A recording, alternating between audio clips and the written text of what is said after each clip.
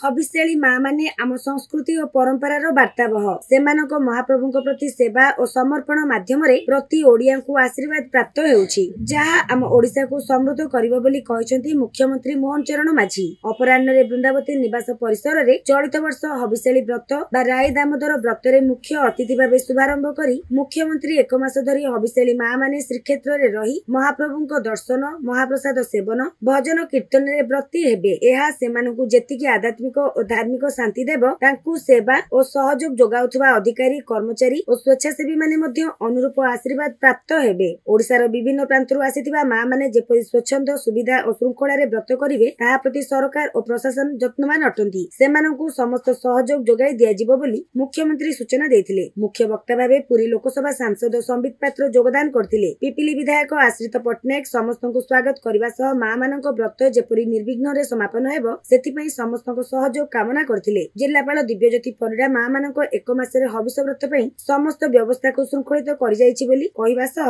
समस्तंकु धन्यवाद अर्पण करथिले। कार्यक्रम रे पुरी विधायक सुनील कुमार महांती जगत सिंहपुर मान्यवर सांसद विभू प्रसाद तराई सत्यवादी विधायक ओम प्रकाश मिश्र ब्रह्मगिरी विधायिका उपासना महापात्र आरक्षी अधीक्षक प्रतीक सिंह उपस्थित थिले। सूचना और लोक संपर्क उपनिर्देशक संतोष कुमार सेठी मंच परिचालना करथिले। अन्य मानक मध्य रे अतिथि माने महाप्रभुଙ୍କ उद्देश्य रे वृंदावती निवास रे आकाशदीप प्रज्वलन करथिले। संध्यारे महाप्रसाद सेवन सह आध्यात्मिक सांस्कृतिक कार्यक्रम प्रत्येक निवास रे आयोजित करा जायतिला। विभिन्न रहणी निवास रे 2544 हबिष्याली रहितिबा बेले समस्त निवासर धार्य लक्ष्य पूरण पई सारिथिबारु समस्त निवासर धार्य लक्ष्य पूरण होई सारिथिबारु आउ कोनोसी नूतन हबिष्याली को रखा जीव नाही बोली प्रशासन पक्षरु स्पष्ट करा जायछि। भारतीय धर्मीय संस्कृति रे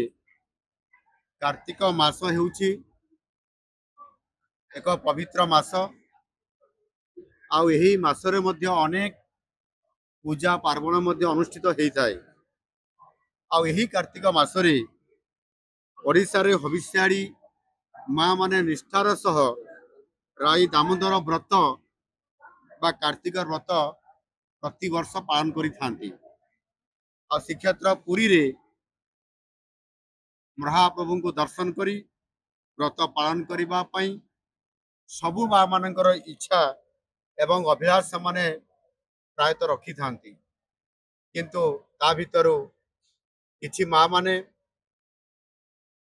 पुरी को आसिकी एठी व्रत पालन करिबा पई समाने एठी आसी थांती। आउ विभिन्न कारणवशतः मध्य किछि माँ माने आसी पारि न थांती।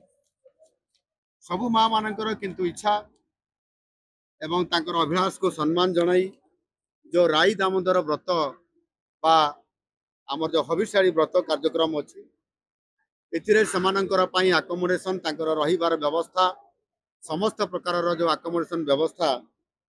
पुरी सहर रे 5टी स्थान रे रहिबा एवं प्रसाद सेवन ठीक समय करइबा आ एकादशी रे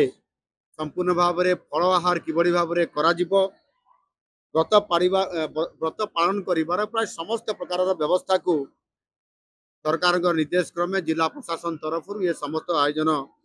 प्रति वर्ष भरी ए वर्ष आहुरी भल भाव यह करा जाउची। आज ये कार्यक्रम जोठी आमे आज उपस्थित अछंती वृंदावती निवास ता सहित मध्य बगला धर्मशाला रेलवे टूरिस्ट कॉम्प्लेक्स रेलवे कल्याण मंडप और मोचीसाई कल्याण मंडप ठारे एई बड़ी भाव रे 5टी ये निवास रे 2500 रु बा 2500 माँ मानकर पाई ये समस्त व्यवस्था इथिरे माँ मानकर समस्त केमती सुविधा रे हेबो कष्ट न पाइबे तथा समय रे समस्त कार्य को ठीक भाव रे समाने करि पारिबे सेति पाई समस्त व्यवस्था को संपूर्ण एवं सुनिश्चित करा जाइछ। चलित वर्ष ये समस्त व्यवस्था तांकर रहणी एवं सुविधा पाई प्रति वर्ष परि ए वर्ष मध्य तार बजेट रे व्यवस्था करा जाइछि। चलित वर्ष 3 कोटी 30 लाख टंकार अधिकतर व्यवस्था करा जाइछि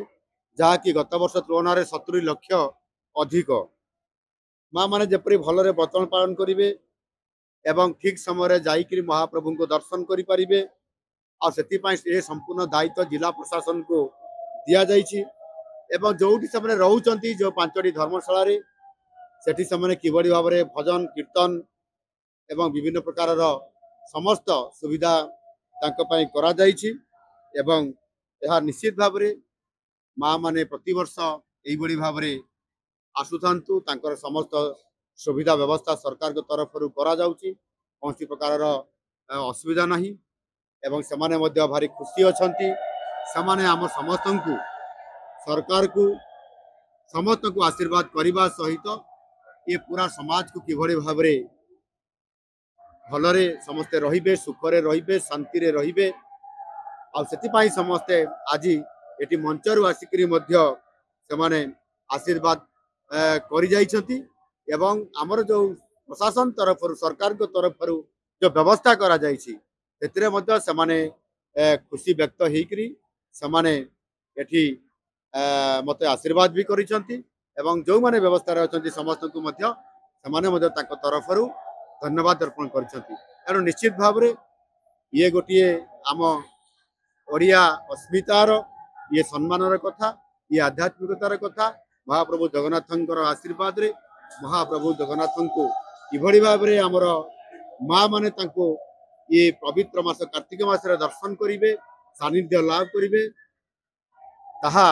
निश्चित भाव में यही भली भाव में प्रति वर्ष ये कार्तिक मास यही भाव में संपादन रहू प्रभु जगन्नाथ निकट में यह मोर निकट प्रार्थना। धन्यवाद।